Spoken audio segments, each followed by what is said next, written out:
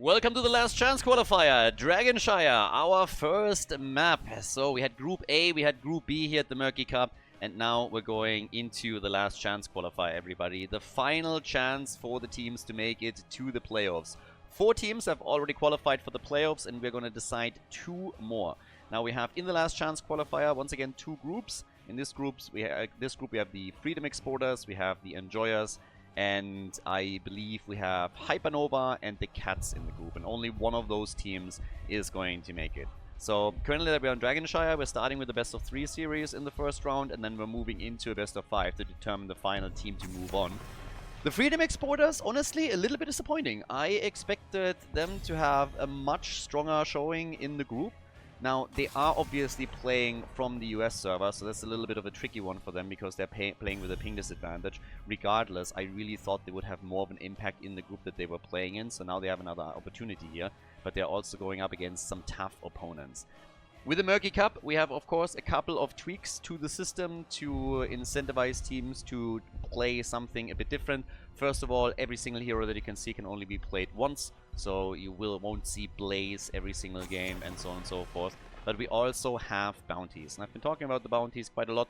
I'm going to highlight them on the screen just in case that some people have been living a bit under a rock and we're not aware of the bounties. We got a lot of suggestions, by the way, for new bounties. Some not really workable because they, again, with bounties, first of all, you want to make them not too complicated, and you also want to make it so that games all of a sudden don't get prolonged. The objective has to always be to win the game, and if something else takes priority over that, then it's not really in the spirit of a tournament. So yeah, these are the bounties that we have now for this event, but for the next one there are definitely a couple of things that I already looked at where I was like, well, we could probably incorporate that in the bounties too and see how the teams then adapt to it. Now we have 2 prize pools, as explained before. We have the bounty prize pool, the normal prize pool, and with the bounty prize pool the idea is that if you complete bounties as a team, you get points, you get the bounty tickets, and at the end of the tournament we're looking at how many bounties were completed in total, how many bounties did each team complete, and then you get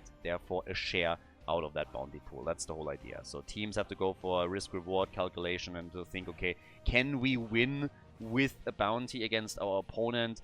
And that's basically the whole idea. It's all optional, but again, the less bounties have been completed in the past, the more money you obviously in theory get by completing a bounty. Now, there's a lot on the line here. This is the last chance qualifier after all. Are we going to see any bounties? I'm not so sure. We'll check that out. We get Junkrat early on for the Freedom Exporters together with Joanna over here and Urel. So Cure is sitting on Urel again on the side lane for Dragonshire. And with the Nubarak and Tracer, we already have a bit of a engage composition for the Enjoyers, banning out Sergeant Hammer here. One of the suggested bounties, by the way, that I really liked was Sergeant Hammer with a full Spider-Mine build. If you remember correctly, we had that earlier in the Anniversary Cup. One of the players actually pulled that out, and it was kind of fun. So making that a bounty could be pretty cool too. I've only seen it once so far, and it was just nice to see Sergeant Hammer with a completely different approach. So that might be a decent bounty for the next event where we're using the system. Gul'dan gets banned. I could have also seen something along the lines of Stukov or Malfurion being eliminated with Nubarak. I guess that's one of the top picks now for the Enjoyers when it comes to their support, or at least you would think so. There's a couple of other things that they could also do, but with Tracer in particular, Malfurion would of course stand out. You can do really a lot with that extra overheal that you're getting from Malf, and then play Tracer a lot more aggressively. So a Malfurion ban is something that I could have totally seen here. But are they even going to go for the old geezer? No, they're going for Anduin. So you can go for the light bomb engage with Tracer. It's a little bit more aggressive, but works as well. And if Nubarak jumps in a bit too deep, then a quick easy pull from Anduin is going to get him back to safety, with Leo on the side lane for the Enjoyers, for the Polish team. But for the Americans, for the Freedom Exporters, we got Porky and Prismaticism now. Final 2. We need a heal, we need some damage. And Sylvanas and Karazim! Alright! We're getting Karazim as a solo heal for them. Okay. If they can isolate some targets and then Karazim with a 7-sided, then hey, by all means, go for it. That still leaves us with a final pick for the Enjoyers. And Now I'm a bit curious. We don't have a bounty attempt yet. And we don't get one here either. But we get Jaina. So, Team Blondie with Jaina bringing the burst damage. Dragonshire, ladies and gentlemen. Freedom Exporters against the Enjoyers. Game number 1, the Freedom Exporters on the left. Still love the name, by the way, also just because it is politically completely incorrect. Just imagine that team name suggested during the times of HGC to Blizzard. They would have blown a casket. They would have just like died on the spot. And got HR involved. We got Porky on Karazim, Prismaticism on Sylvanas. Canopy Growth is playing Joanna, that should be Justing. We have Cure on Urel, and Madara on Junkrat. Over on the right side of the map, we get Ariane for the Polish team, for the Enjoyers, with Tracer, Alvaros and Jaina, Lavacal on Nubarak, Makto on Anduin, and Itrax is playing Leoric. So, the Cockroach already at the front, a little off beetle over here. And they are all just brawling it out in the middle of the map. I like it. Look at Jojo, by the way. Okay, went for Divine Fortress. Okay, and let's see how this is going to work out with the Gambit stack for her. I kind of like some of the Gambit talents that we have. Some of the recent changes, by the way, are still a bit disappointing to me. The other day, we had for the first time since the patch, I believe it was in January, when we are now seeing a capped auto attack damage for Suljin. We had it for the first time in an actual competitive game. I'm not a fan. I am not a fan. One of the cool things about Suljin was just that he always, you know, in late game could really absolutely explode, and that his damage output on the auto attack is now capped. I don't really like it. It just takes something away from that perceived threat level that you have to the hero. And it's not like Suljin was insanely overplayed or anything. So, a bit of a sad moment that happened, but yeah. Haven't seen it before in an actual competitive game on the tournament level, but it was just completed way too quickly, and yeah, I really enjoyed too much there. So, as is, we have with the mercenary camps now claimed, of course, both of the teams being pretty eager to make a few moves and push those lanes aggressively. So, let's see which team is going to be able to take the first towers and gates out. At the bottom of the map, there's still a neutral camp, and the Americans are now moving in to try and take that out. All the way up at the top, Cure is going up against the Soap Bar and Leorki. I like that. Full commitment. He is going full janitor, has the Soap Bar as well. He needs to clean out all the trash as this continues. So, down at the bottom of the map, the cap is now taken too, which will allow the Freedom Exporters to be more aggressive and maybe take the first one out here. Spray game is also on point. I like that. So, they're making their moves. Urel, the American Space Goat with the Hand of Freedom, straight on level 4. No surprises there either. And that is the first potential Dragonite. And honestly, I think if they sacrifice Jojo potentially, or just for a little bit more time, that's a Dragonite. Porky is going to claim it. There it is. Porky grabs it. Jojo makes it out at the bottom of the map, so is even able to escape. Didn't have to sacrifice herself whatsoever. And that's a great start for the Freedom Exporters. Already exporting Freedom against the Polish right now. And maybe future plans. I haven't talked to the Donald lately, but you know, maybe he has his eye on Poland too. They got nice pierogi, so there's that. And Polish vodka, also nothing to ignore. So there's a couple of really nice things over there. Now, no kills so far, but the first Dragonite. With level 4 we also get the paralyzing rage here, but a little bit of damage done in the middle of the map. And the Dragonite now busy at the bottom. I'm actually a bit surprised that he's just YOLOing in like this, but they are taking essentially the entire wall out. I thought they would play a little bit more around the cooldown of the Dragon's Breath and just utilize that. But they get the wall regardless, so this one is also getting eliminated. The early level 7 talent in the hands of the blue team on top of that. And that gives us also the Divine Steed. Definitely a fun one there too. Now, oh, Tracer going down in the middle. Okay, so Tracer the first one to fall. They're trying to go for Leo here too. Couldn't get the kill. But, well, there it is. So, it's a double kill. The Freedom Exporters coming in and using Sylvanas to enhance that push further. That's a lot of damage on that board. That is a ton of damage. In the Mercenary camp, well, not here, but they get the minion wave included. They might get another kill, and they do. Urel falls, but they were able to take down Jaina in the process, so that's still a decent trade for them. And they did a lot of damage to that fort, so very well coordinated attack from the Americans here. Still making sure that Jojo gets out, and look at Justin, like what the hell? Just completed his level 4 talent too. So we have on level 1 Divine Fortress, the Gambit talent, and then we got Subdue completed, which essentially adds another stun. 80% slow, I'm sorry, that is basically a stun. It's not quite the same thing, obviously, but when it comes to just full control during a team fight, that one is huge. So nicely done by Johanna. That's a really important first step.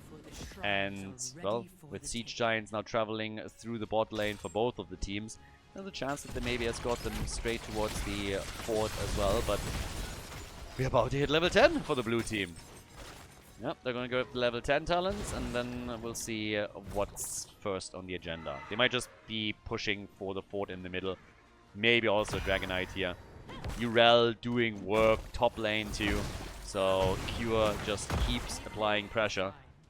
And this is looking way better now for the Freedom Exporters. As I said before, when they played in Group B, a couple of the games were a little bit disappointing. There were a few moments where it just didn't really seem like they were flowing properly together, and that maybe the ping was too much of an issue for them.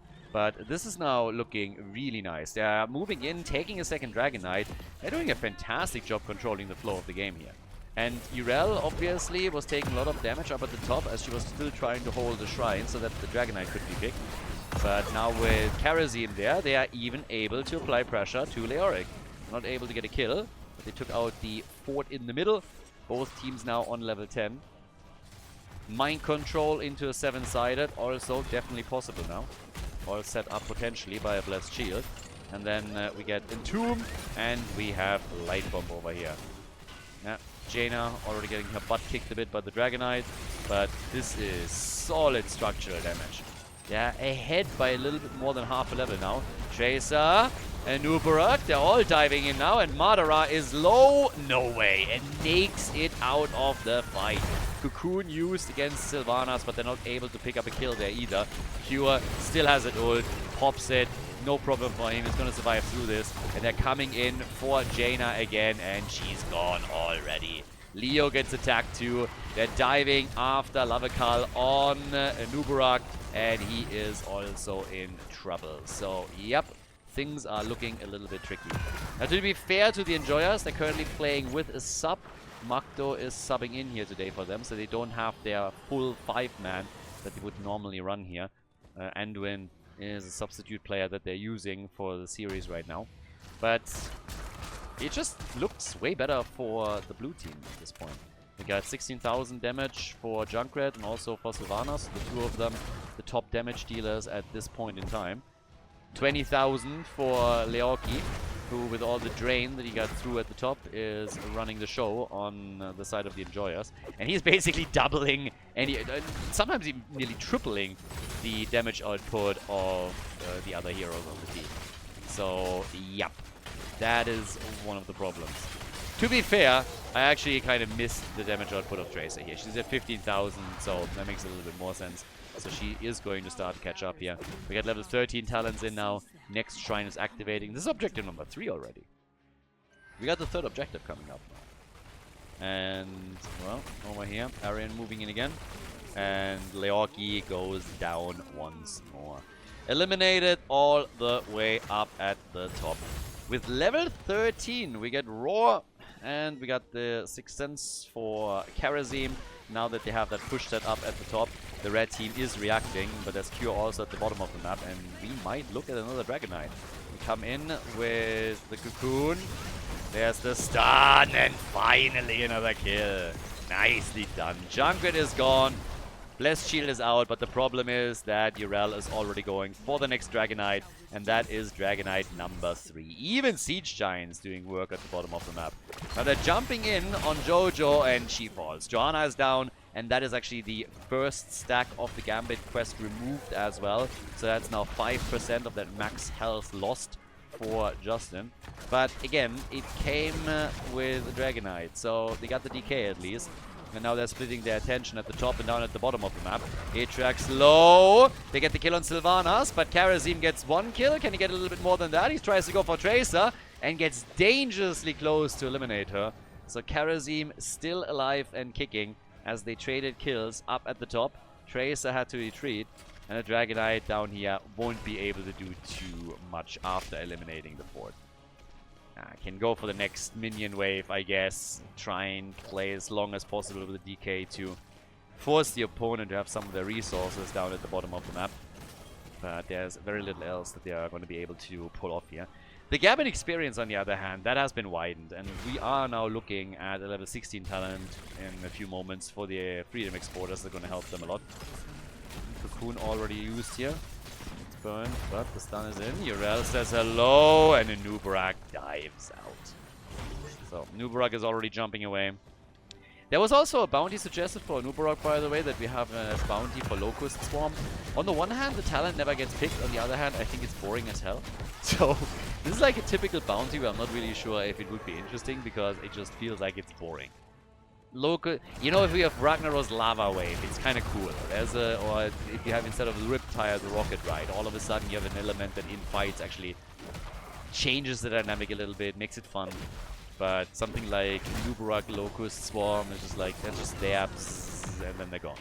So it always feels like, yeah, does that add anything? It doesn't really feel like it. Now level 16 talents in a moment on both sides. We have the Cleansing Touch for the Freedom Exporters now. Plus also the Templar's Verdict. And Nubarak with Epic Enter on level 16. And we get the Numbing Blast. Plus Glyph of Faith as usual for Adwin. But Blessed Shield is out. They're trying to go for Nubarak, but they're not able to really leech onto him the way that they need to in order to get killed. So the fight shifts over to the Siege Giants. And we got over on the right side. Yep, the camp also taken on the red team's side, so they grab one quickly. 30,000 damage for Leoric. Cocoon out again. Tracer started to make a little bit of a move. They're helping Sylvanas out, but there's also the Entomb immediately, and this could be a kill. Nope, is able to jump out. Nicely done also by Porky, was immediately there with his level 16 talent to prevent any additional stuns from connecting. No kill for the Enjoyers.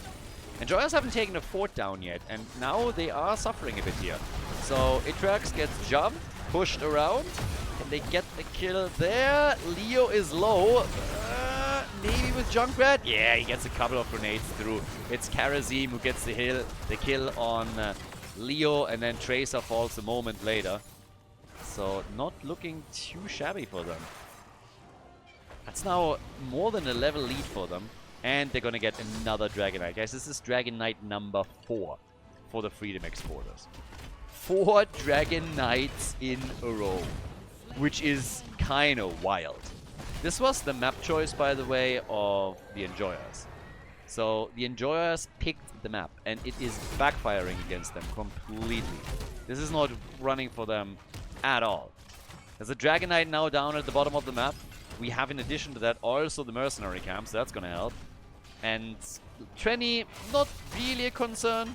That would make things even worse. I'm honestly a little bit surprised that they're chasing Leoric that hard. But they are going to get the kill.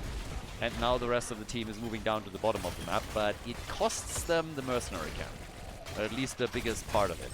Aura is gone. But there, that mind control was awesome. But Anduin with the immediate pull. That would have been a beautiful kill for the blue team if they would have been able to pull that one off. That would have been huge, honestly, if they get this quickly a kill against Jaina.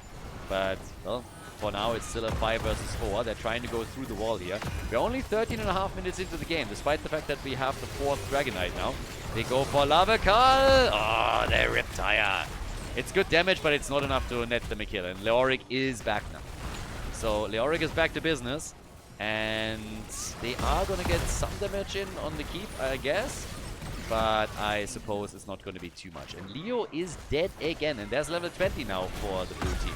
So they're going to push for this. Numbers advantage, Sylvanas, and level 20. Hell yeah, they're going to go for it. 41,000 damage for Sylvanas. And this keep is essentially gone. They won't be able to save this. The Enjoyers are trying what they can. The only question is, what is the blue team going to do afterwards? Seems like they're not willing to push this further, so they're falling back. 14 minutes into the game and we're on level 20 already.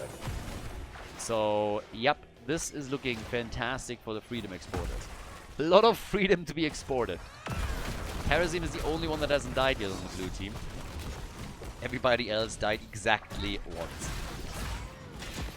Jojo is at 4 stacks, therefore still.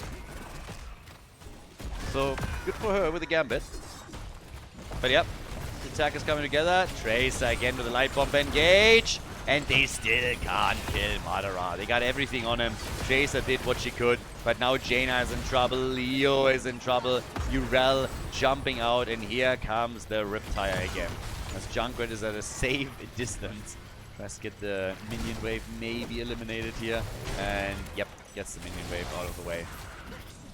They have a 1.5 level lead still, so if they use that 1.5 level gap to get themselves another Dragonite, a couple of mercenary camps, they can still do a lot. And for now, we got also the shrines reactivating again in 30 seconds, so that means that there's absolutely no chance for the Enjoyers to get to a point where they have their own level 20 talent before that fight breaks out. Maybe they can delay it long enough. They don't have a global that they can use for that though, so it makes it difficult. 37,000 for Junkrat, 43,000 for Tracer. So she's finally taken the top spot in the damage numbers over Leoric. Has taken a long time, but we're finally there. And yeah, now with the next camp claimed, the opportunity for the blue team to get themselves another Dragonite. And there is nothing that the Enjoyers are going to do about this. They're just sitting in their base and they're like, yeah, give them the Dragonite. 16 minutes in. Don't prolong this. And here comes Sylvanas with the DK. And from the looks of it, it seems like they're not going to try and go for the core, but that they're attempting to eliminate a second keep in the game. Yeah. Ice blocked, okay. Get some damage out. There's camps on the top and the bot lane too, so that makes things difficult for the defenders. Quest is completed at least for Jaina, as you could see, so she started to go for the ice block. But there's the push. Again, it's Sylvanas in the Dragonite, so she can't use her tools there. Anduin with Varian's Legacy, but it seems like this keep is gonna fall. So that's the second keep removed. That's catapults galore now on every single lane, and we're now 17 minutes into the game. So, yeah, there's gonna be a lot. The Enjoyers, they have their level 20 talent, but is that really gonna be enough? They lost so much ground here already. It's mega difficult for them to get anything done here. Damage outputs, yeah, Tracer is looking better and better. Jaina, on the other hand, not really. I mean, again, if you're playing this with Jaina, one of the ideas that you have behind it is you want to engage with Light Bomb Tracer, Nubrok stuns, with the Entomb, and just Jaina gets the burst damage in. But she's sitting at 23,000 damage. It's not really a whole lot. Now's the fight. But they take the camp. Nicely done. Cocoon is out. Lavakal is in some trouble. Uses Rewind and gets out for now. Jojo attacked and killed. Jojo eliminated. 7-sided strike for Karazim. Didn't do enough for them. On 20, he went straight into the Epiphany. But it's a 5 versus 4 for the Enjoyers now. They have a numbers advantage and they're going straight in for Karazim. Nearly get the kill there too. Porky saves himself, but this is one of the few times in the game where the Enjoyers were in the driver's seat. Now there's a camp pushing through the bottom of the map. There's catapults at the top that will have to be dealt with too. But finally a moment where the Enjoyers might just be able to make a few moves themselves. Quest for Leoric, not completed yet. He's currently working on it. So, yeah. We'll see if he's going to be able to set that up. 3 more. Okay, there's the Entomb. Buried alive. And in comes the play against Leoric. Urel is gone, but so is Leoki. Both of them eliminated. But the Enjoyers, they are starting to be more aggressive here. Finally. Yeah, that did not really work for them. Or did it? Still hoping for a kill, but they can't. Okay, Prismatis hasn't jumped out. We're hoping to set up another kill against Sylvanas, and that didn't come through. But we have the objective popping up in a bit. And Urel is gonna be back a bit later than her counterpart on the other side.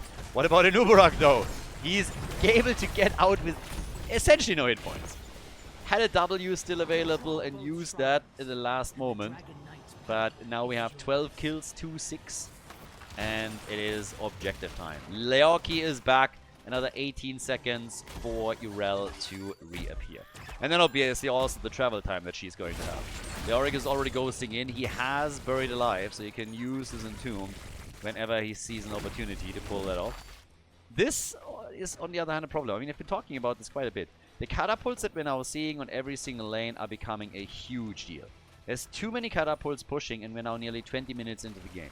What the Enjoyers need to do, they really need to take out a couple of structures quickly, or it will be more pressure, pressure, pressure, and eventually they are going to succumb to this. Not only the keep at the top that is already taking damage here, as you can tell, but these catapults are going to end up at the core and start to take that out too. It's just a bit too much. 20 minutes in, time's ticking, red team needs something here. Catapult will finally be taken out, but that's 50% of your keep HP already gone, and more catapults will of course move in. So they are on a timer, the Enjoyers, and they need to do something about it. Control at the bottom of the map has gone to the blue team now, so they have the control on the shrine as the red team is trying to reclaim that, but Urel is already moving towards the top and is going to deny the Dragon Knight right here. And nobody's dealing with that top lane. These catapults will make all the difference here. The entire red team is trapped between the middle and the bottom of the map, where they are trying to have an impact now. And now that there's a camp taken too, that top lane needs to be addressed. Somebody needs to go there and push this out, or this is another keep gone, and then they can only rely on their core, which is definitely not going to be a good position for them to be in. So, seems like Leoki is even going for this. No, he wants to just simply move in straight for the camp. But that means that at the bottom of the map, they're attempting to retake the shrine here. So, yeah, they're going to take this. Actually, they don't. But they kill an Uberak! And they're going to kill more, aren't they? Tracer's in trouble too. Lots of damage, but not enough. Tracer gets murdered by the Riptire of Junkrat. It's a triple kill, baby. They're taking 3 heroes out, and now they are going to go for the core. There's also at the top the keep that will fall. But this is going to be a victory in game number 1 for the Freedom Exporters. So much freedom to export right now. 15 kills to 6, only 2 defenders, Anduin and Leoric. In case that you're wondering, that's not going to be enough. So, kudos to the blue team. They're able to lock in the first victory in this best of 3 series here, the last chance qualifier, and are taking the lead over the Enjoyers with a W on Dragonshire. Nicely done, GG, and well played. Before we head into game number 2, make sure that you subscribe to the channel if you haven't done it yet so you don't miss out on any future content here on Khaldor TV. Game point! So, match point. Ordric Pass is our second map and the Freedom Exporters are in the lead. Now, this for the Enjoyers is a pretty important one because if they lose here, there is no losers bracket to make your day where you can have a second chance. This is the last chance qualifier. There is no lower bracket. If you lose here, you are out. So, can the Enjoyers bring this one back? Game number 1 was clean. Was very, very clean from the blue team. They did a great job there, and they were able to take it. I don't want to say it was like too one-sided. There were a couple of moments where maybe there was a comeback opportunity, but generally speaking, I say it's pretty fair to say that they were in full control of how this worked out. So, yeah. But we'll see if the red team is going to enjoy map number 2. I can promise you they didn't enjoy map number 1. Lots of freedom there. Ordric Pass is actually a pretty good map for the Freedom Exporters. There's a lot of prisoners there, so they're going to export freedom whenever they have an opportunity to. I like it. I'm not quite sure if they were thinking about this when they picked the map, but it was actually the blue team that picked the map here. So, yeah. I need a Braveheart soundtrack, or soundbite button, soundboard button. Freedom! I'm curious if the Americans can make it to the next round. I really am. They had a rough run in the group. But initially, when I actually saw the teams that signed up, I thought they would be one of the teams that makes it out of the group directly. And that just wasn't the case. So now you're really down to your last opportunity to make it into the playoffs. And I do believe that we actually haven't seen a bounty yet from the blue team. So maybe later we're gonna get some there in best of fives. Now, when you're talking about the groups, by the way, in the last chance qualifier, we have per team 4 groups. So you basically have like 2 semifinals that are both best of 3s, and then it's the final of each group, which is the best of 5 series. If we are making it to a 5th map, for example, or to a 4th even, I think there are quite a few teams that will most likely then, you know, move in and start a bounty up again. But you always have to really think about, is it worth it? Yes, no. And even right now, when you fail a bounty, you are obviously getting half a point. So that matters. But the question still, are the teams really valuing that highly enough? Muradin, the first one to be picked here on All Direct Pass. Nuburak obviously was already played, so he can't be played again. I'm sure that if he was still available, some of the teams would look at him because he can just easily cheese one of the prisoner camps by spawning a couple of beetles. Those grunts are not the smartest, so they get easily distracted. And here comes Thrall and Brightwing. We're seeing a lot more Thrall lately. Yeah, Thrall is being played a bit more by Madara over here. And of course, with Thrall being chosen, the question is right away, are we getting the Trolling Thunder or Trash Lightning? It's mostly those two these days. I think we had, in the course of this tournament, once the Echo of Elements taken, which was at the time obviously the standard. Not here. Double smoke over there, look at that, Rhaegar and Gul'dan. Alright, it ain't easy being green, baby. Need some Hulk style or something. But yeah. Gul'dan, it would be nice, you know. Doesn't Gul'dan, like in the movie or somewhere, also have like this form where he fully hulks out or something? Isn't that a thing too? If not, then he should have that. Imagine if we had another ult for Gul'dan, and not only Horrify, and he could fully, you know, hulk out, turn himself for a short period into an absolute monster, get completely new abilities. That would be kind of nice. Another transformation hero, but you could have a pretty cool one there. If that is not lore, it should be. I'm pretty sure I've seen that somewhere. Maybe I'm talking about a different franchise or something, but I think I've seen something like that, right? That must be World of Warcraft lore. If not, then it needs to be. Yeah, he would be terrifying if he fully hulks out, so yeah. 100%. And then you have Rhaegar behind him, you know, gives him Bloodlust. Oof. That would be awesome. Stitches and Sergeant Hammer. I mean, I like the Stitches pick. I'm just a little bit sad that we already have Brightwing, because it would be cool to say Alexstrasza. But one of the things... Was it actually the Freedom Exporters that did that? The Emerald Wind play with Stitches, where they just got to kill every single time that they got a hook and the combo off? I'm not quite sure it was them, but we had some really cool Stitches plays already in this tournament. So let's see if they can do that again. Now, Sonya and Medivh. Yeah, well, against Stitches, that Medivh pick is going to be worth a lot. And then you have, of course, Sonya with the potential jump. If she goes leap, you have Muradin. So there is mobility here on All Direct Pass.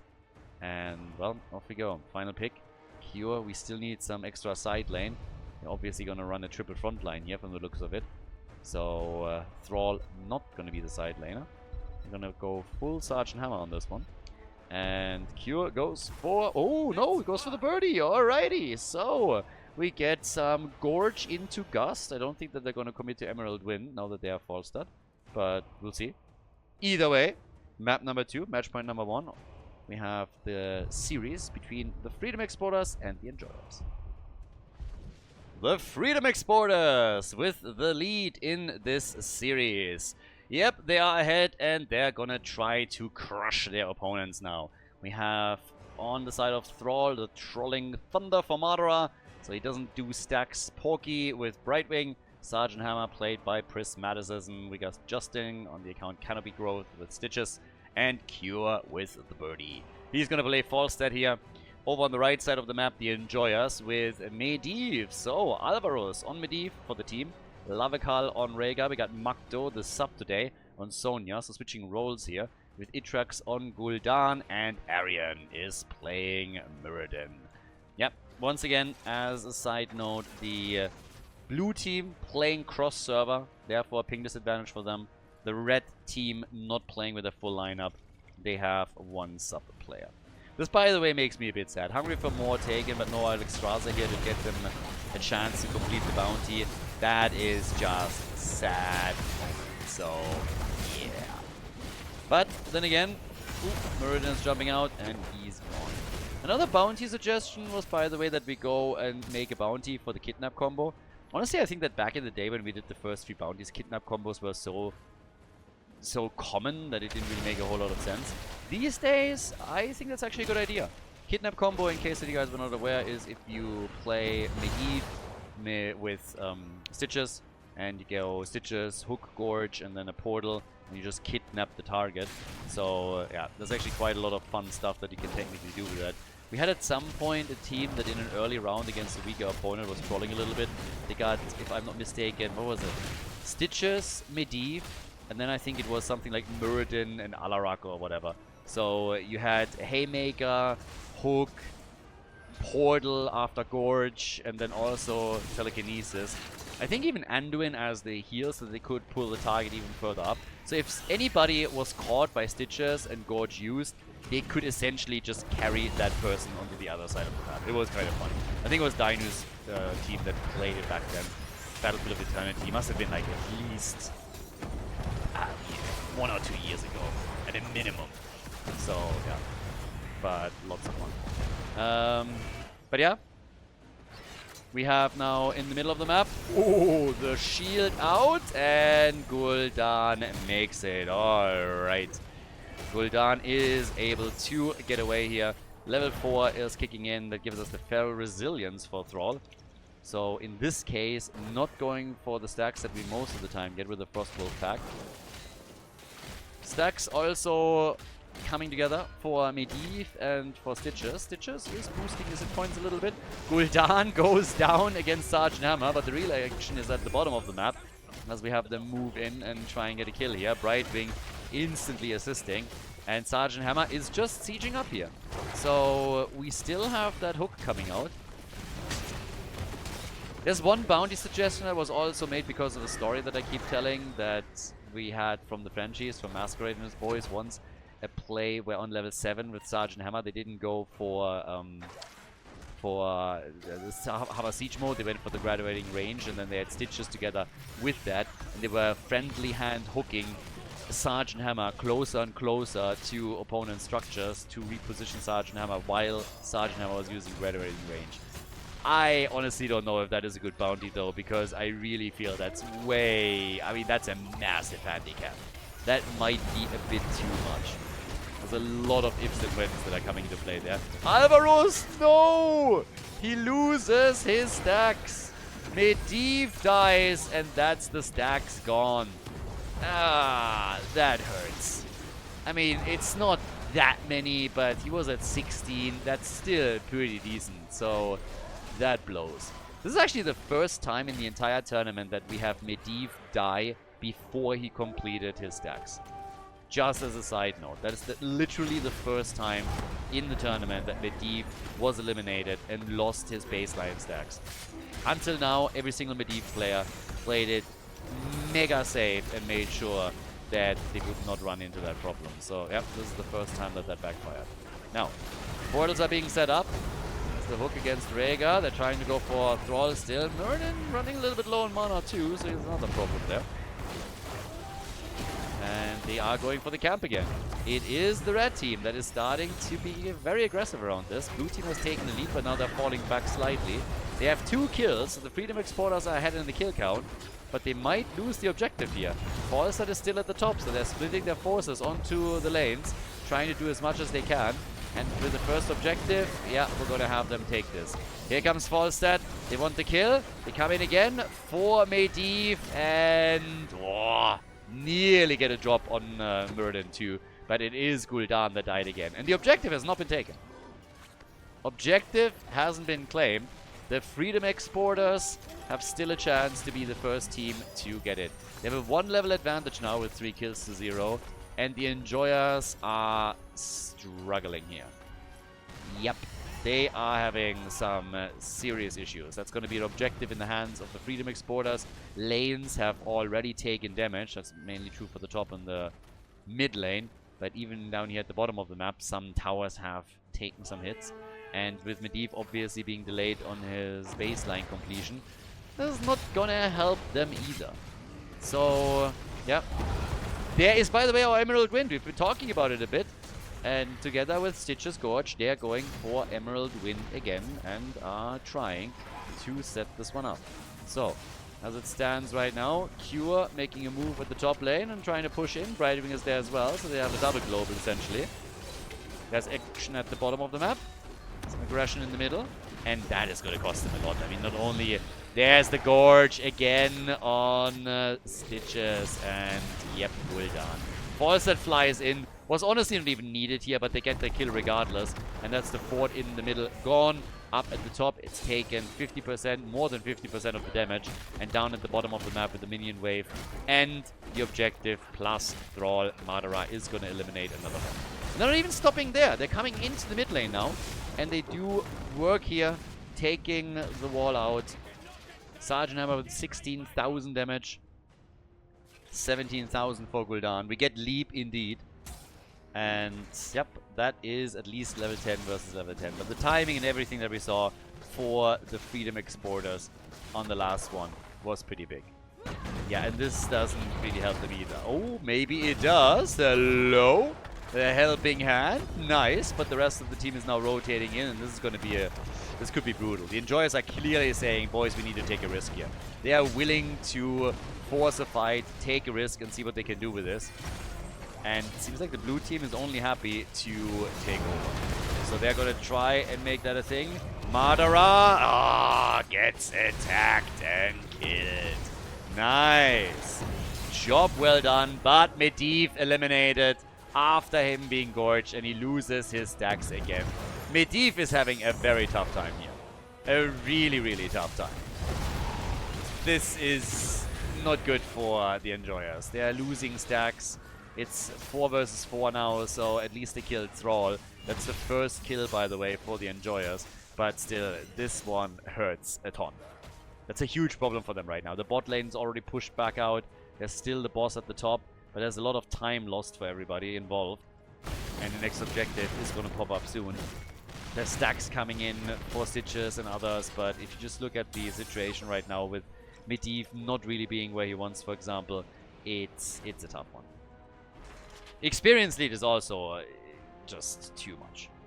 Full level for the Freedom Exporters. And now the attack at the bottom boss. Red team has not moved towards the top yet, so they might try and deal with the bot lane if they can see what's happening here. But they have Falstad still in the middle. Gust is of course another tool that they can use if they need to buy themselves a few more seconds. And that's going to be a boss for the blue team with no counter. Muradin jumps in, they want Cure, but it's not that easy. Portals are already being set up, but again, Cure is totally fine. The boss is now marching through the top lane, and Thrall starting to look to flank. Horrible mount, by the way. Madara, just, yeah, disgusting. Absolutely disgusting. I said before, but I think people should be able to sue players for using this mount. It's an assault on the ice. It's a disgrace. And Madara, I expected more from you. I expected a lot more. That is not a thing. So they go for the boss at the top now as well. And for the objective. So basically they're hitting everything that they can. The red team, at least, was able to get themselves level 13 talents. But there's another boss claim that's going to eliminate the top fort. And the boss at the bottom of the map is also going to do some work here. Thrall with Sundering alive thanks to Brightwing. They're trying to get Muradin, and he's fine. Didn't even have to pop Avatar. So yeah, didn't have to do anything there. No Avatar used by him. Muradin again with the Stormbolt, but Siege Tactics used, and they're fine. Look on the other hand to Medivh, and he has a single stack on the baseline. That is definitely not a great look. And the problem, of course, is that it directly is reflected in the amount of damage that Medivh has done so far. He's sitting at 12,000. For Medivh, that's not really a whole lot. You will see a lot of Medivh players that are near the top damage on their team or even take it. Next objective. Already a bit of headway made by the blue team initially, of course, but now we're seeing the Enjoyers trying to fight for this. It's half a level until 16 for the Freedom Exporters. And as they are going for this, the top wall has also started to take some damage. Falstad is now starting to fly in as he pressured the bot lane a bit further. So they will be able to interrupt this, I suppose, or they're at least going to try. But here comes level 16 any moment now. That gives them the talent advantage that they needed for this. Can they still take the objective though? Gust already used. They have to go, oh, leap, and they are going to interrupt this. Yeah, objective is going to be interrupted. Horrify used. Thrall still totally fine though. And the ley line, big ley line. But a passive one that was just meant to help them retreat. So they can't follow up with damage on it.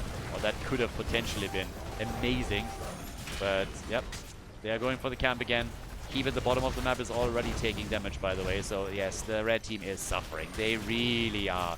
And it seems like this is going to be another camp that receives freedom from the blue team. They're freedom exporters. They're freeing all of them. Free them all. All the prisoners are out, and that means that we have another objective for them. This should remove the first armor shield on the side of the red team. I would be a little bit surprised if they wouldn't be able to pull that off. Bot lane is already so fragile. And only 7 stacks for AD. Yep, that's not a lot. That is definitely not a lot. Now, I was thinking maybe they can at least soak level 16, but not even that's going to be a thing. So we have Falstaff flying towards the top and doing his job there. Nobody's even dealing with that. Here in the middle, they're going for the keep too. Thrall is trying to escort the bot lane out, but at least the red team is currently burning this one apart mega quickly. So another keep is about to take damage, but the blue team is now starting to focus their attention down at the bottom of the map. But several keeps have taken damage already, and now that they're sieging up here, they will at least eliminate one keep. So this one's gone. 16 any second now for their opponents. Yep, there it is. So the Enjoyers, maybe with an opportunity here. Okay, they go for Thrall. Madara still has his ult, gets horrified and killed, and so does Brightwing. Perfect timing on that ult. And that's a double kill. Make it a triple, baby. Sergeant Hammer gets hammered. Finally, some signs of life. Cure is already playing the macro game against the opponent, though. But yeah, look at Brightwing coming in and then instantly that Horrify just wrecking both of them together with a leap that was executed by Sonya. So, yep, that was glorious for them. Falstad is just flying away, playing this mega save now. He knew that there was a rotation coming, so he retreats. The problem for the Enjoyers is there's not a lot to take on the map. Bosses aren't up yet. This one at the bottom of the map is going to be up in 5 seconds, so you could go for this one. But that's essentially the only thing. Sonya is taking a camp for them. The damage output for Gul'dan has skyrocketed a little bit. He's sitting at 40,000. Basically the same numbers that we're seeing from Sergeant Hammer. But the Freedom Exporters are now back to business. Sergeant Hammer isn't quite there yet. Guess they're gonna double check what's happening here. But yeah, Thrall has a look. Stitches is there too. And they are trying to fight this one. Hook is there. Gorge on Mirrodin. He was already at 50% of its HP. And they go for Emerald Wind. Even with the Avatar being used, this is gonna be a problem. Mirrodin gets the portal, tries to get away, Sundering, and the boss is claimed by the Enjoyers. Mirrodin gets hooked again, but they still can't get that kill, can they now? So, oh, the Horrify and the leap in the corner. Stitches is still alive though, but not for long. He goes down, and so does Sergeant Hammer. We are having some signs of life here from the Enjoyers, everybody. The Enjoyers are starting to make some serious plays, and they have closed the gap in experience. They're going for the next kill, and they're getting Madara too. That's 3 heroes down again, and that's a little bit crazy. So that is actually pretty wild.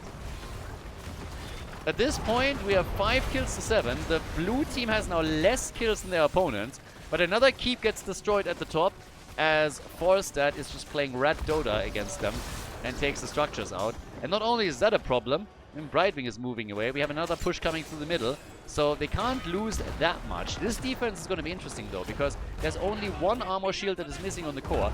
Not typically where you would try to end the game. 2 missing on the other side, that's a bigger problem. And Sonya is currently on guard duty. Early level 20 for the Enjoyers, but this is gonna get spicy, because right now there's an actual chance for the Enjoyers to win this one.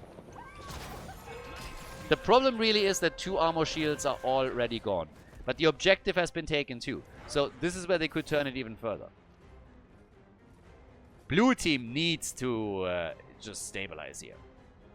Not a lot of stacks for Stitches, by the way. Hungry for More is still too short of giving him a movement speed advantage. False stat. Yeah. Okay, he's just defending down here.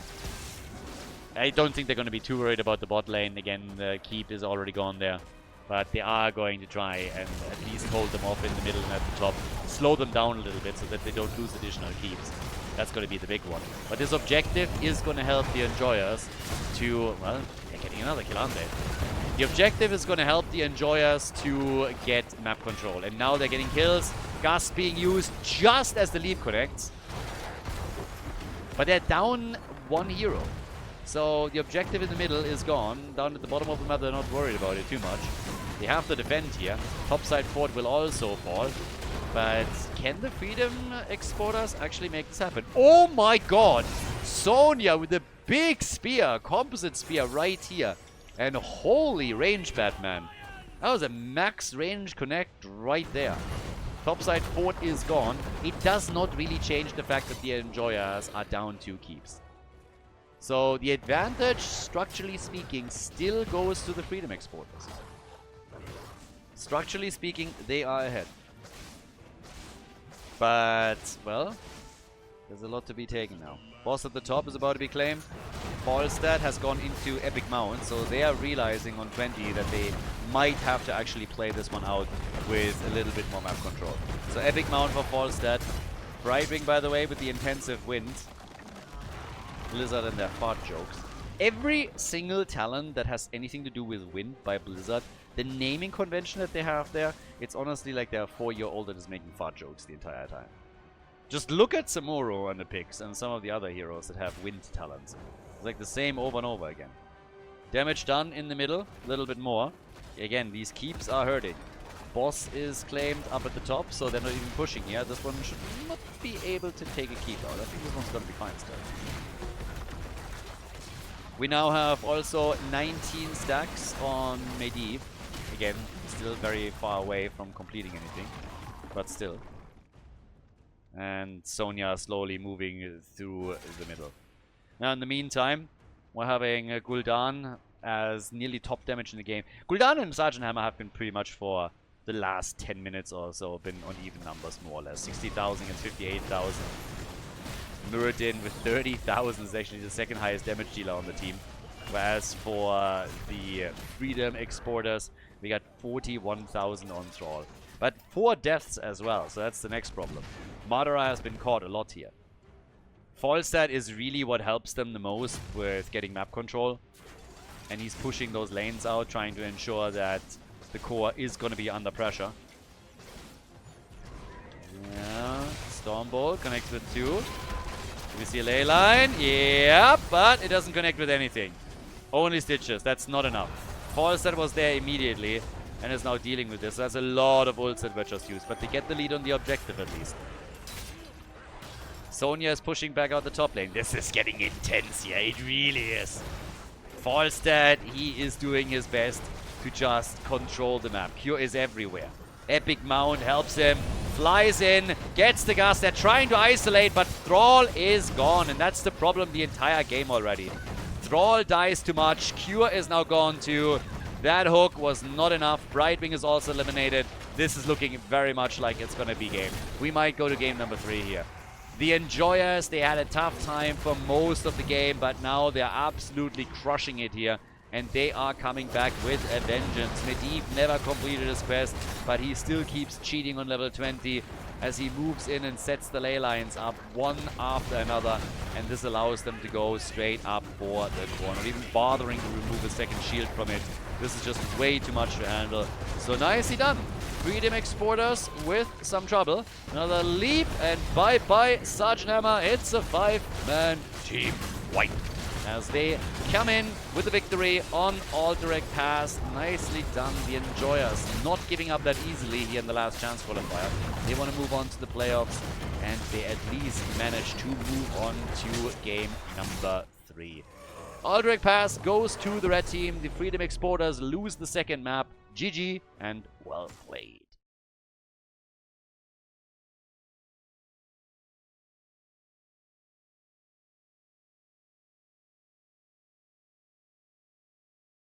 Game number 3, it is match point. So guys, this is actually an interesting one because there's a few things that happened here. We have a sub on the side of the Freedom Exporters now as well, because apparently Madara has electricity problems. I don't really know why exactly. Baha was immediately asking like, hey, does anything have to do with storms or whatever? And I also don't know if it affected Madara on the last map, because when you think about it, Madara played Thrall in game number 2, and Thrall just had some really iffy moments. So, yeah, I am not quite certain if it impacted him there, or if it was just something that popped up out of nowhere and then affects only game number 3. Long story short, Madara is not playing with them right now, and instead they have Hunter Orc subbing in. Which is obviously not ideal when you have the third map, and it's such an important series as well now. Cho'Gall getting banned. This is obviously game 3, so 20 heroes are now unavailable. They have been played already and can't be played again. I mean, there is another explanation, obviously. Madara just sucked so hard on map number 2 that they decided to kick him out because they think they have better chances with Hunter Orc. That is one. But let's just assume that that's not the case, I'd say. So, yeah. But okay, we have Garrosh banned out as well. And I'm a bit curious. Well, Garden of Terror, did we have Dehaka already? I don't think so, right? Dehaka should still be available. So that would be one global to play on Garden of Terror. So there's definitely lots of good choices still, but we have a few globals, for example, that have been used in Garden of Terror, where with this being a big map, you oftentimes can, of course, try and make a bit of a splash with some global control. But Zeratul got banned, which is a bit of a shame. I mean, you got Q on the other side, then again, you have that ping disadvantage, but of course, you have to make that assessment if you can try and pull this off or not. But, well, we got Maiev. She gets locked in as a first pick, and that is a powerful first choice here. Now, we haven't really talked about it a lot, but let's take a quick look again at the bounties, just on the off chance that one of the teams is going to go for a bounty here. We still have, of course, some stuff with triple healer, no healer, some Zagara, Nidus that you could technically also try and pull off on Garden of Terror. Blaze and Uther, by the way, have been chosen for the red team, and I'm a little bit surprised because the Dehaka did not get addressed. Blaze, obviously, insanely powerful, but that global might have been pretty neat for Garden of Terror. And this is actually something that the blue team has now locked in for themselves. So they have Dehaka plus Lucio. You can see a Greymane there as well at some point. But, yeah, Uther for Lavakal for now. Vana is technically up. I mean, you could go into some hyper carry, double support style play and make that work. But let's see what exactly the Freedom Exporters are banning out here. What are they getting rid of? What's going to be eliminated here? Definitely taking their sweet time on this one. Diablo also taken out, and there's the Vala ban. Okay, so they were thinking along the same lines that I did. They saw Uther and they were thinking, well, could be something a little bit nasty with Vala as the hyper carry, but now Greymane is taken away. Already expected that he would be picked. I could have seen him on either side. We have with Uther and ETC now also the Holy Cow play, Big Divine Shield on a Mosh Pit. So they could use that to make sure that the mosh pit is uninterruptible. And I think Greymane is something that the blue team was eyeing too.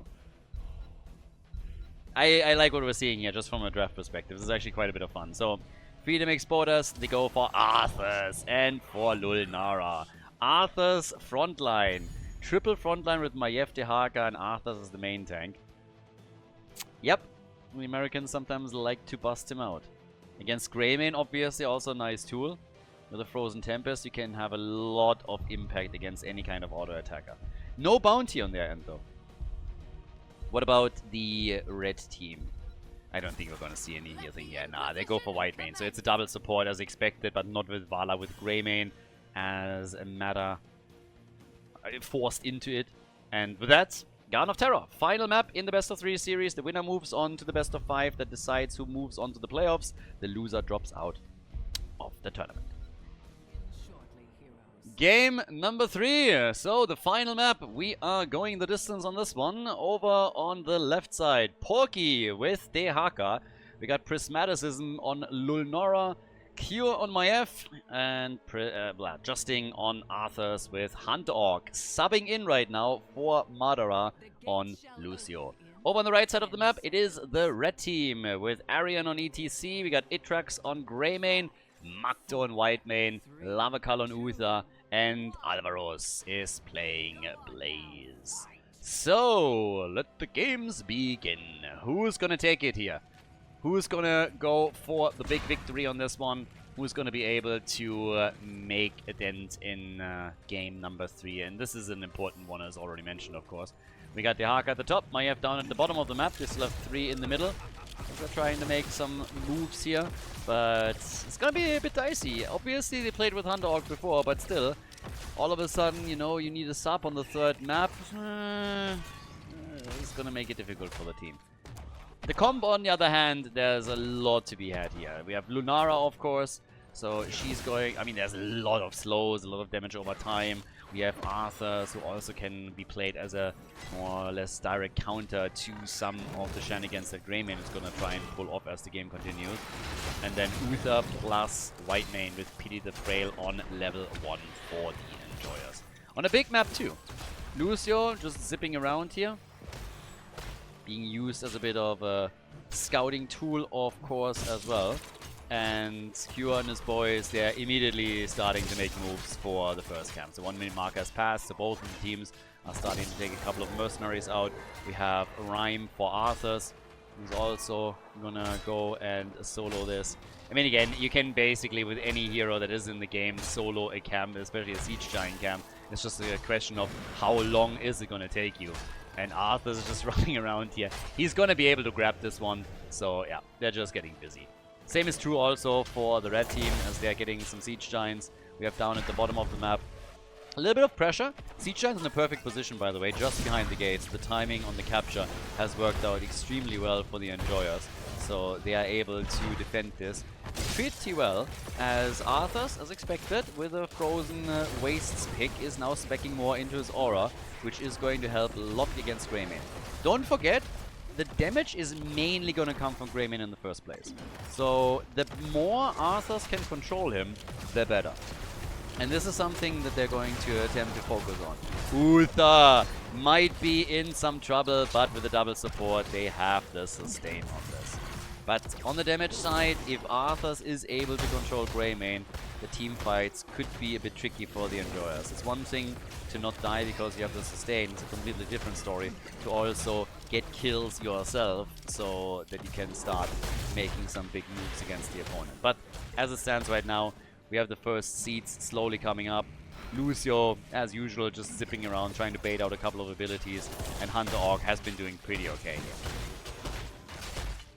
Arthur's trying to just stack this up, and yeah, this would be an important one for him to actually stack. So the extra slow, especially on the attack speed against Greymane, is going to be big.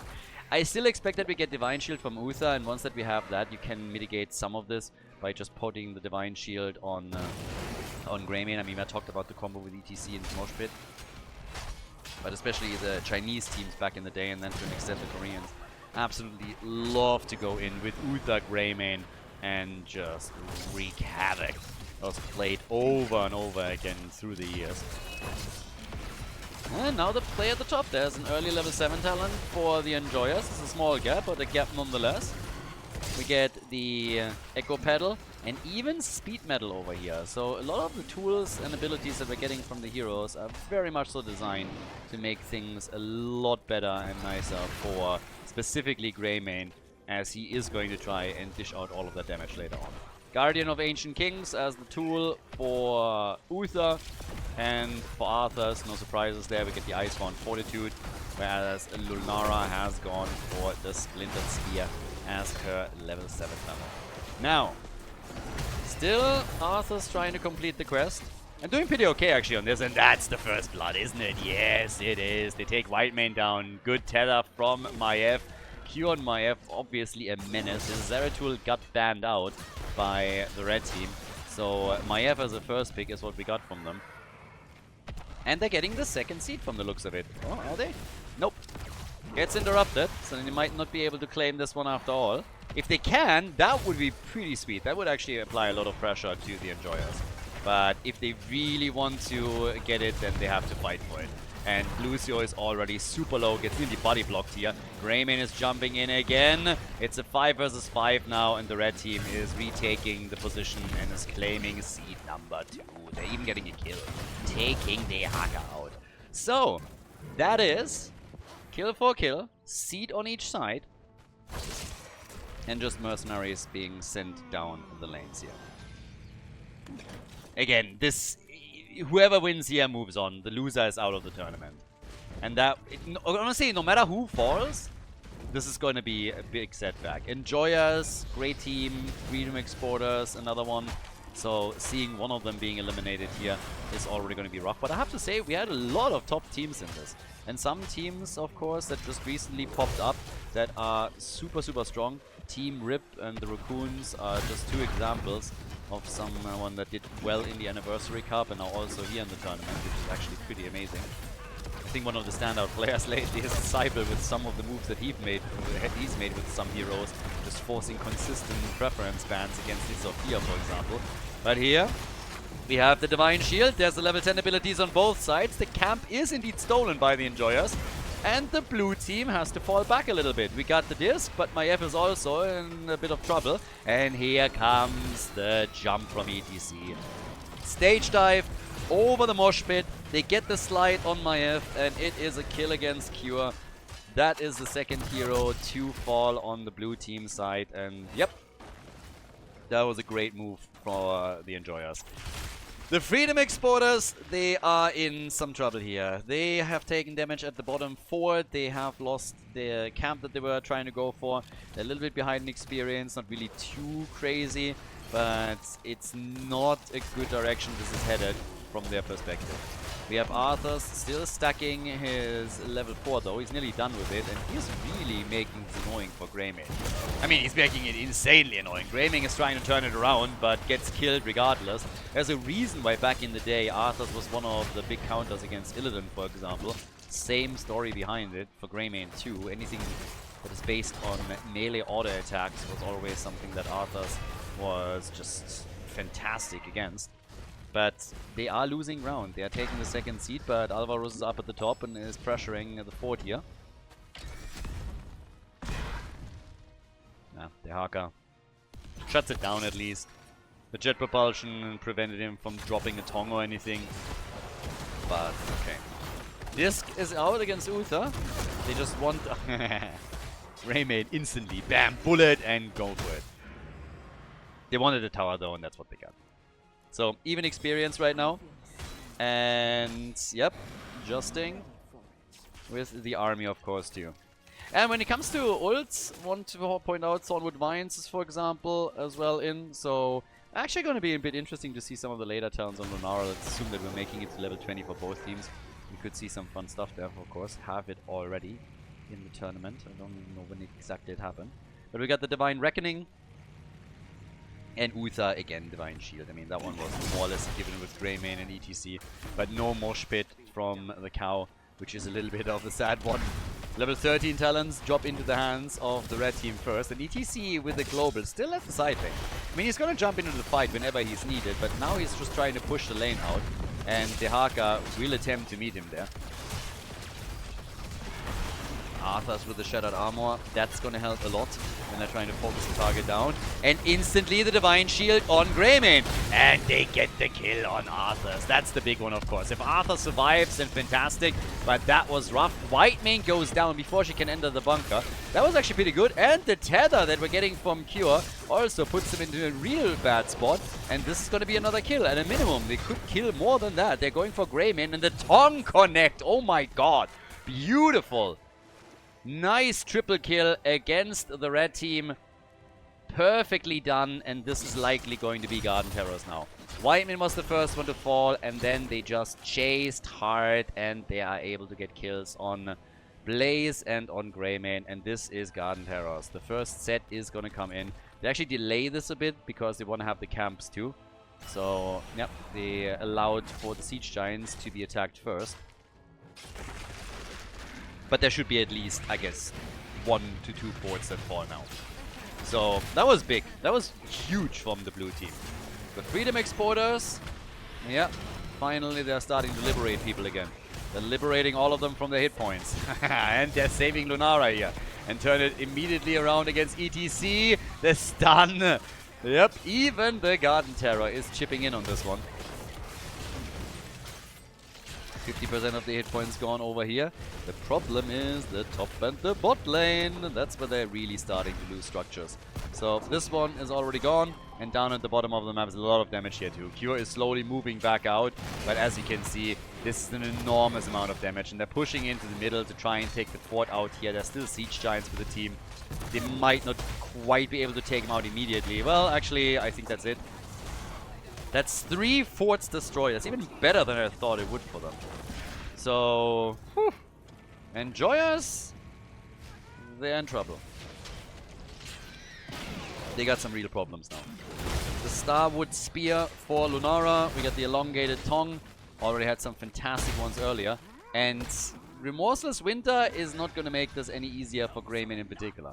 And if you look at the damage numbers, for example, Greymane is obviously the top damage. Not only for the red team, but in the game. With 37,000. He died twice though. Lunara has not been killed at all. And here now we have both teams with level 16 allies. The disc, and Cure still has to get away. Yep, he was hoping to at least get the camp. It was a nice approach. But Cure's in trouble, and he's likely going to die. So, yeah, tries to escape, but there's just no way! How on earth did he get out? What? They completely went ham on him, and he somehow makes it out. Check this one out. He's completely trapped in the corner, and then Lucio comes along, and despite them crowding him like crazy, Cure is able to get out with the help of Hunter Orc. Awesome move. That should have been a dead Maiev for sure. Instead, they wasted their time, and now at the bottom, they're taking damage here too. So, some really sweet moves from Cure and Hunter Orc to save Maiev. They even saved that top fort. There's the drag. The Howling Blast. Yeah, lots of damage immediately against Greymane. The double support keeps him alive, but that made things difficult for a second. 5 kills to 3. Now, down at the bottom of the map, next seed is spawning. Not really a kill-heavy game, but definitely a game that's not only mega intense, but also shifting more and more towards the blue team. They have a 1-level advantage now. Cure's getting attacked again. Uther uses Benediction, likes the stun, and gets only one of them connected. Cure is crushing it. Cure is absolutely crushing it. And, yep, this is a seed that they just grabbed. Basically, the seed that they just took just allows them to ensure that the opponent is not going to walk away with a set of Garden Terrors anytime soon, which is obviously going to be big. Justing here with Arthur's is also doing a great job with Arthur's and to contain Greymane in these fights as best as they can. They want to go for Maiev again, and they just can't. Maybe now Lucio is here, cures the thorn in their side, and they're trying to get rid of him, and they just cannot get that kill. They just can't. Time and time again they're trying, and it is not working out. 14 minutes into the game. Maiev at the bottom of the map now. Greymane, yeah, jumping in here. Starting to go for maybe ETC. Uh-oh, Porky! Yes, the essence, but he's also in trouble, and Greymane is trying to rip him a new one. Arthur's not controlling anything here right now. Got nicely zoned away from this, but while the fight is playing out, Cure's at the bottom of the map. You don't need False Up with Epic Mount to go in side lane pressure a little bit. Cure's just doing it here casually and takes the wall out. Also, they want the experience, obviously. They want to go to level 20 as quickly as they possibly can. And they will have it in a moment. The seat at the top hasn't even been taken yet, so this is looking very much like we're going to get level 20 just for that fight. And there it is. Hunter, oh, careful. Needs to try and jump back out. They're making another quick play for the team. And here comes Cure looking for some tethers. Divine Shield. Yeah, they drop him in the back. They go for Magdo. The double support is working overtime for the Enjoyers to try and keep them alive here. Even dropping the bunker as another tool. It's a huge fight, and it might actually be the blue team that is losing heroes here. They have problems with Arthurs and trying to get him out of the fight, and they can. It's amazing to me that nobody died on either side in this one. That was wild. But the double support really coming through for the Enjoyers in this last battle. And this was level 16 talents versus level 20 talents. So the Freedom Exporters, they get another seed. They delayed this long enough to make that happen. Arthurs, by the way, went straight into Death's Advance. So yeah, that's helping them a lot too. And of course, having that extra attack speed reduction against Greymane is just killing his damage output. Intensify Toxin is in for Lunara. We got Contagion for Dehaka. The camp's now all claimed, and this seat position is awesome for the Freedom Exporters. This is great for them. It's going to be level 20 versus level 20 in just a few seconds, but this might be a freebie seat for the blue team. And then, of course, with that, a second objective pretty much right away. Now, Dehaka sitting still in the bush in the middle.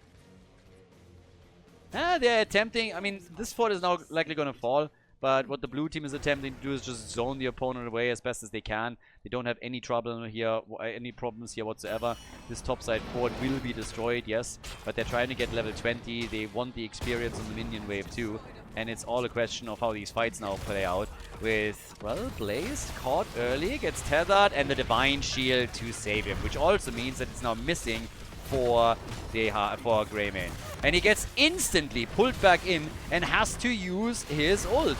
Level 20 talents are now there, but this is a really big problem, and Lunara is murdering the damage right now. So much damage from her as she's spreading that out with the Splintered Spear too. The keep is already destroyed. Now Uther is gone, but he has redemption. The second keep in the middle falls as well. The Freedom Exporters, they're so close to move on to the best of 5 series, to the final of this last chance group, as we have them move towards the core. 2 keeps are gone. The Garden Terror at the top is starting to make a play there as well. It's still a 5 versus 5 between the two teams, as we have Lunara taking over top damage in the game. Greymane trying to catch up as Blaze defends, and Lunara now slowly poking against the shield. 1 hit at a time, but they don't want to risk too much. They don't want to push this too hard. So the blue team falling back, the Freedom Exporters ready to let this go for now and fight another day.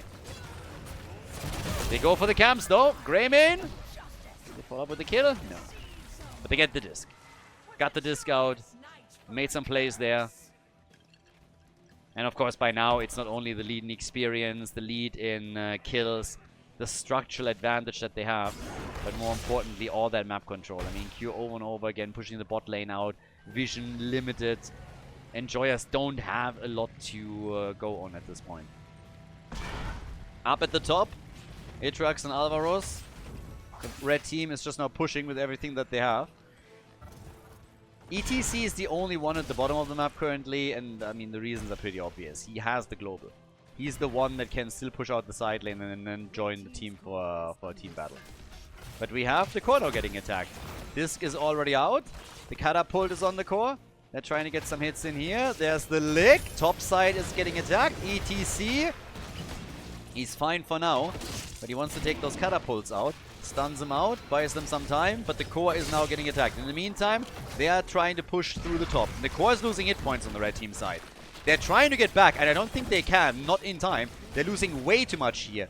ETC is dealing with the catapults as best as he can, but he needs the rest of the team to retreat, and they're having a tough time because the blue team is interrupting anyone that is even coming close. There's another jump, but that's a disaster. 24% on the core. This looks very much like it could be game, but Maiev falls. Finally, the defense is paying off some dividends. They're going for Porky, who tries to join the fight here. Could maybe get a Tong out. They're trying, gets a lick on Blaze, straight into the tower range. We still have towers here in the middle, and Alvaros dies. And they get the counter kill, they go for Uther, and they drop him too. He doesn't have redemption any longer, and now the chase is on. 20% on the core, and they are just doing great here. Red team was trying to get back to base the entire time and couldn't. Hearths were non-stop interrupted. The blue team was chasing, not allowing them to defend before now. But this is a disaster. And a 4 versus 3 situation, all that the blue team has to do is right-click that thing and take it apart. Greymane has fallen, and that is the end of this series. Nicely done. The enjoyers out of the tournament and the Freedom Exporters move on to the best of 5. GG.